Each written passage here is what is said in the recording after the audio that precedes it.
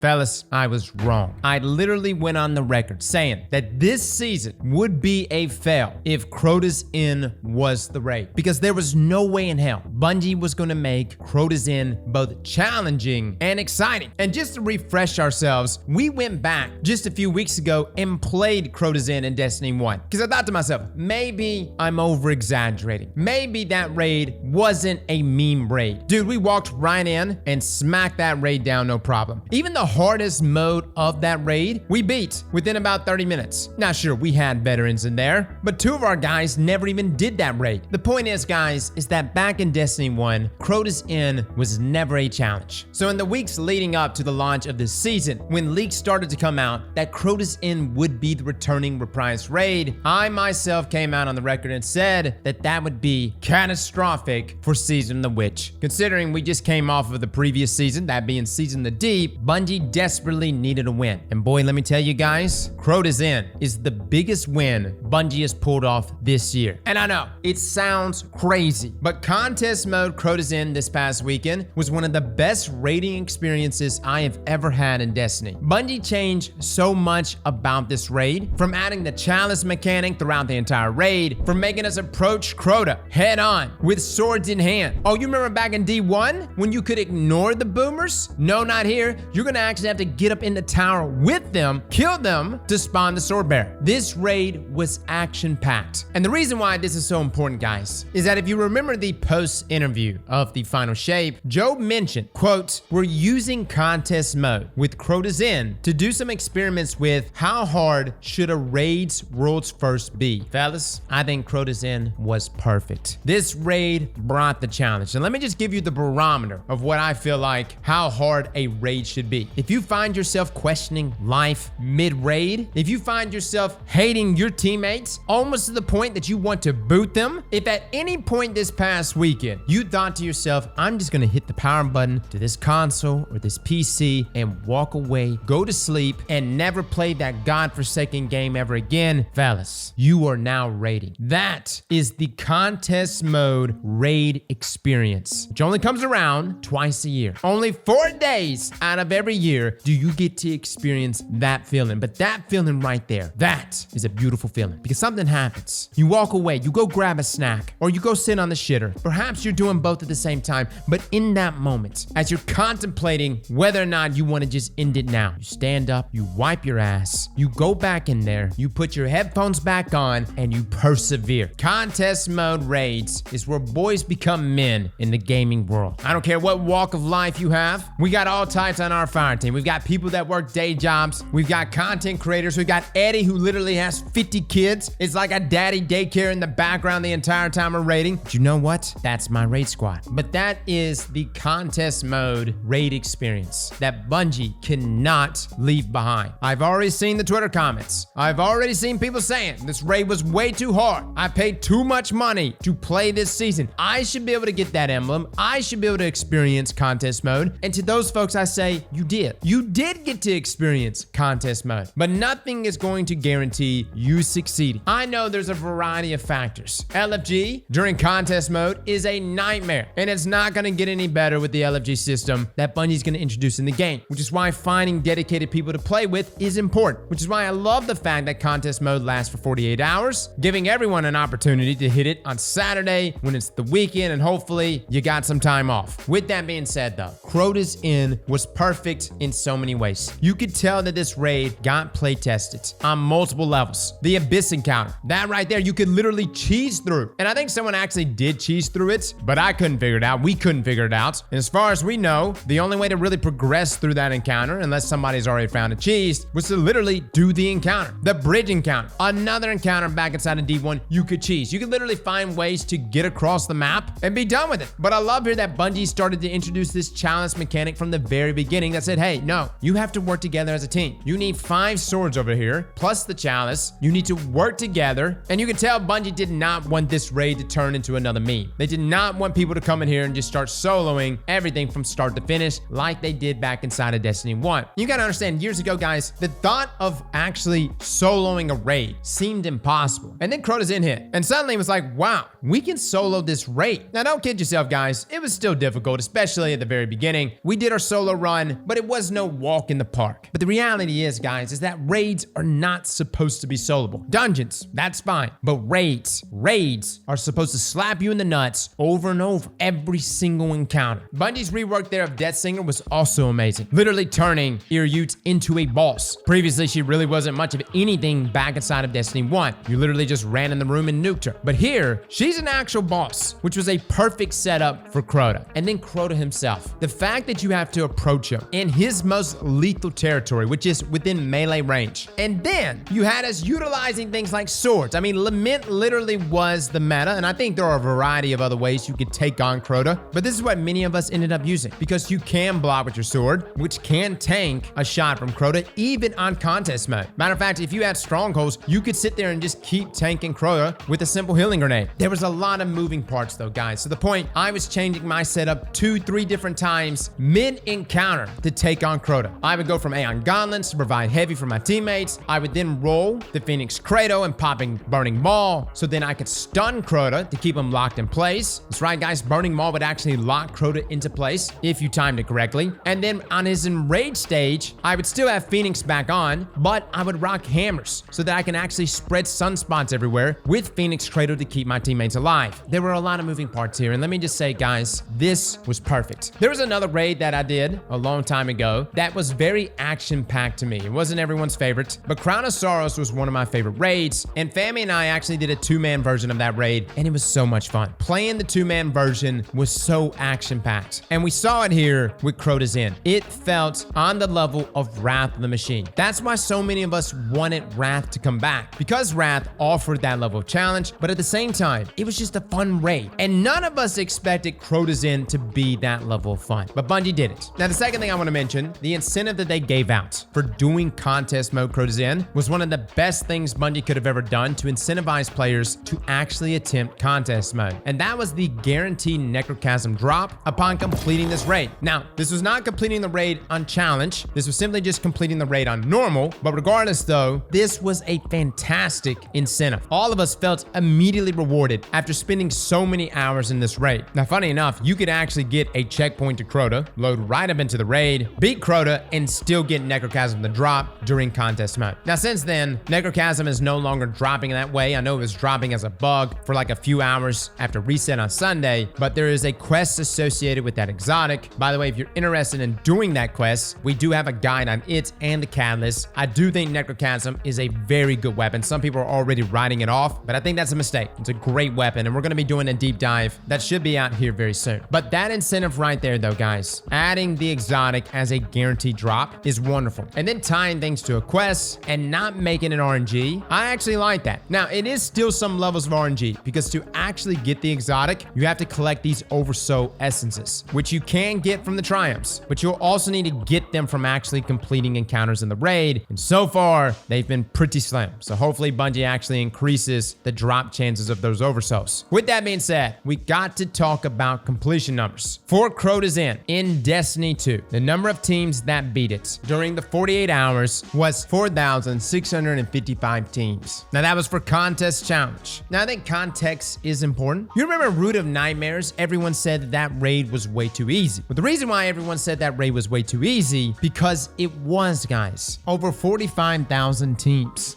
beat that raid during the 48-hour period for contest mode. Look, don't get me wrong. Root of Nightmares is a beautiful raid. I was all involved in the lore leading up to it. Nezarec. We literally spent an entire season last year collecting Nezarec body parts. But let me be frank. Root of Nightmares was not a challenging raid. When you have a success rate of nearly 50% for your contest mode, that is a problem. You take the prestige completely out of those events. You gotta understand, guys, completion rate percentages were high on raids like Deepstone Crypt, Scourge of the Pass. And we thought at the time that those raids were way too easy because their percentage success rates were in the double digits. It's like 11% for Deepstone Crypt, 16% for Scourge of the Pass. Eater of Worlds was like 11.5%. But at the same time, I don't want every single raid to be on the level of like Last Wish, when only 0.009% of all players beat the raid during contest mode. Dude, that's a little hard, okay? And believe me, I'm all about harder, but that's a little much. But I can tell you though, from my experience this past weekend, where Crota's End sits is perfect, but only for Crota's End. Like, this was perfect here, guys. I honestly honestly feel like this was a great opportunity for Bungie to check things out, gauge the community, gauge the challenge, and now they're going to go back to the drawing board and make adjustments for the final shape raid. My concern is that they're going to see the complaints and they're going to go in a different direction, similar to that of Root of Nightmares, and make the raid easier, when in reality, the final shape raid, considering that everything will be concluded upon us beating that raid, it's literally us taking on the baddest of the bad in the entire universe, that being the Witness, who can beat anyone in a 1v1. You cannot tell me everyone should be able to experience that for contest mode. Look, you may make it to the Witness, but the way this should go is that the Witness is literally going to put his ball sack on our faces over and over again for about 48 hours. And some of us are going to squeak past the finish line. And honestly, guys, I would be completely okay if my team can't beat the raid. Considering the lore implications of who we are fighting, if we go 48 hours straight and we can't beat the Witness, my squad, then so be it. I love that Bungie is taking this direction with Crota's End. I love that they've rethought the mechanics, making it challenging in that sense, but also very action-packed. This has honestly reinvigorated my faith in Bungie. To the raid team at Bungie, bravo. Truly, you guys killed it with this raid. And for Final Shape, please make it that epic challenge that it deserves to be. So guys, that's my thoughts. I hope you enjoyed the raid this past weekend. If you weren't able to beat it on contest mode, don't worry, it's been lifted. You can now run and do the regular version of the raid, which is much easier, but still poses a challenge. For my folks that just went into the contest mode raid though, just going in there with a squad, even if you only beat